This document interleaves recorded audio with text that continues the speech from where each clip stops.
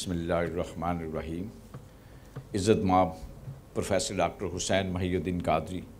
Deputy chairman board of governor, جناب doctor Khurshid Rizvi صاحب، professor doctor فخر الحق نوری صاحب، ڈاکٹر سرور حسین نقشبندی صاحب، فیکلٹی ممبرز، مہمانان گرامی، عزیز طلباء و طالبات، آج کے یہ لمحات نہ صرف میرے لیے بلکہ یہاں موجود تمام مہمانان گرامی اور ابدیات نعت سے دلچسپی رکھنے والے ہر فرد کے لیے یقیناً قابل مبارک اور قابل فخر ہیں۔ منہاج یونیورسٹی لاہور ادب و علم کی تحقیق کے فروغ کے ضمن میں اپنے ماضی کے ٹریک ریکارڈ کے تسلسل کو آگے بڑھاتے ہوئے آج بھی ایک منفرد اور مثالی قابل تقلید سرگرمی منعقد کرنے جا رہی ہے، جو کہ ادبیاتی نعت کی تاریخ میں ایک سنگ میل کی حیثیت رکھتا ہے۔ منہاج یونیورسٹی لاہور 2005 میں چارٹر ہوئی اور اس وقت منہاج یونیورسٹی میں تقریباً 11 کے قریب فیکلٹیز ہیں، 36 ڈپارٹمنٹس ہیں اور 150 کے قریب پروگرامز اب چلا رہے ہیں ہم یہاں پہ۔ اس کے علاوہ منہاج یونیورسٹی میں تقریباً 12 ریسرچ سینٹرز ہیں اور 15,000 سے زیادہ طلباء و طالبات اس وقت یہاں پہ تعلیم حاصل کر رہے ہیں۔ شیخ الاسلام پروفیسر ڈاکٹر طاہر القادری صاحب، جو کہ چیئرمین بورڈ آف گورنرز ہیں، ان کے ویژن کے مطابق چند سال پہلے یہ سوچا گیا کہ یہاں پہ ایک ایسا ریسرچ سینٹر قائم کیا جائے جہاں پہ نعت پہ تحقیق کی جائے۔ یہ ایک مشکل کام تھا۔ مشکل کام اس لیے تھا کہ پوری دنیا میں کسی بھی جامعہ، کسی بھی یونیورسٹی میں اس طرح کا کوئی ریسرچ سینٹر نہیں۔ اس کی خد و خال کو ترتیب دینا انتہائی مشکل کام تھا۔ تو پروفیسر ڈاکٹر حسین محی الدین قادری صاحب کی رہنمائی میں سب سے پہلے ایک یہاں پہ کمیٹی قائم کی گئی۔ انہوں نے کہا گیا کہ اس کے خد و خال کو فائنل کریں اور دیکھیں کہ ہم کیسے یہ ادارہ قائم کر سکتے ہیں یونیورسٹی میں۔ شبانہ روز محنت کے بعد ڈاکٹر پروفیسر ڈاکٹر فخر الحق نوری صاحب کے زیر سایہ ایک کمیٹی قائم کی گئی اور اس کمیٹی نے بھی محنت کرنے کے بعد اس کی جو بیسکس انگریڈینٹس تھے وہ پیش کیے۔ اس پہ کافی مشاورت ہوئی اور اس کے بعد یہ سوچا گیا کہ کیوں نہ ایک قومی مجلس سے مشاورت قائم کی جائے، ایک ایسی کونسل بنائی جائے جس میں پاکستان کے تمام جو مشہور اس پہ کام کرنے والے، نعت لکھنے والے، نعت پڑھنے والے، ان سب کو شامل کیا جائے۔ پھر ایک قومی مجلس مشاورت تشکیل دی گئی، انہوں نے اس پہ کام شروع کیا اور اس کے بعد پھر ایک بین الاقوامی سطح کی مجلس مشاورت تشکیل دی گئی۔ پوری دنیا میں جتنے بھی ماہرین نعت تھے، چاہے وہ نعت لکھنے والے ہوں یا نعت پڑھنے والے ہوں، ان سب کو اس میں شامل کیا گیا۔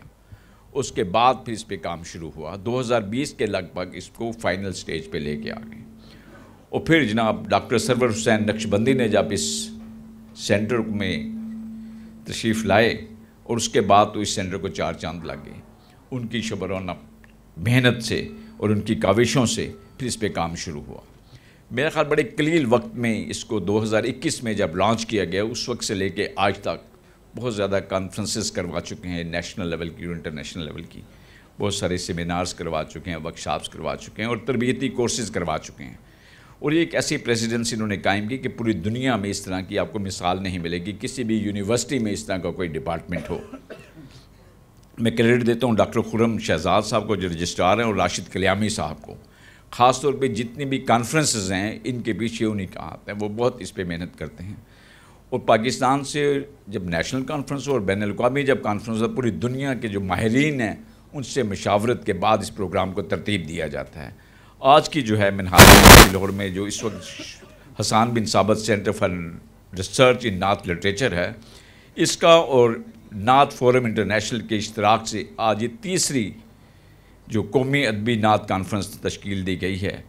اس میں بھی دنیا بھر سے لوگوں سے مشاورت کے بعد جو پاکستان کے مشہور نعت خواں، نعت لکھنے والے اور نعت پڑھنے والے، ان سب کو مدعو کیا گیا ہے۔ تو میں مبارکباد پیش کرتا ہوں ڈاکٹر فخر الحق نوری صاحب کو، جو کہ ڈائریکٹر ہیں HCRN کے، اور ڈاکٹر سرور حسین نقشبندی صاحب کو بھی مبارکباد پیش کرتا ہوں، اور ان کی تمام ٹیم کے ممبران کو جنہوں نے بہت محنت کی ہے اس کو کرنے کے لیے۔ اگر ہم نعت کی بات کریں تو چاہے نعت لکھنا ہو، نعت کہنا ہو، نعت سننا ہو، یہ نعت یا ادب کو فروغ دینا ہو، نعت سے متعلق تحقیق کے میدان میں کام کرنا ایک بہت ہی ہماری اہم ضرورت ہے اس وقت، نہ صرف پاکستان میں بلکہ دنیا کے مختلف ممالک میں، چاہے اردو ہو، فارسی ہو، پرشین، کسی بھی لینگویج میں، رشین لینگویج میں یا فرنچ لینگویج میں، ان تمام کا یہ بنیادی جو حصہ اس وقت بن گیا ہے لینگویج کا، کہ اس میں بھی نعت کہی جائے اور اس پہ کام کیا جائے۔ اور نعت کا اگر آپ مجھ سے ریئلسٹکلی پوچھیں تو یہ کوئی ایسی اس کی تاریخ پہ اگر ہم نگاہ ڈالیں تو رب العزت کی ذات سے بھی ہمیں پتہ چلتا ہے کہ سب سے پہلے رسول اکرم صلی اللہ علیہ وسلم کی نعت بیان اللہ تعالیٰ نے کی۔ قرآن پاک میں بہت جگہ آپ کو ایسی مثالیں نظر آئیں گی جہاں پہ اللہ تعالیٰ رسول اکرم صلی اللہ علیہ وسلم کی تعریف کرتے ہوئے آپ کو نظر آئیں گے، اور آپ کی ولادت سے پہلے بھی نعت کہی گئی، اور قرآن مجید کے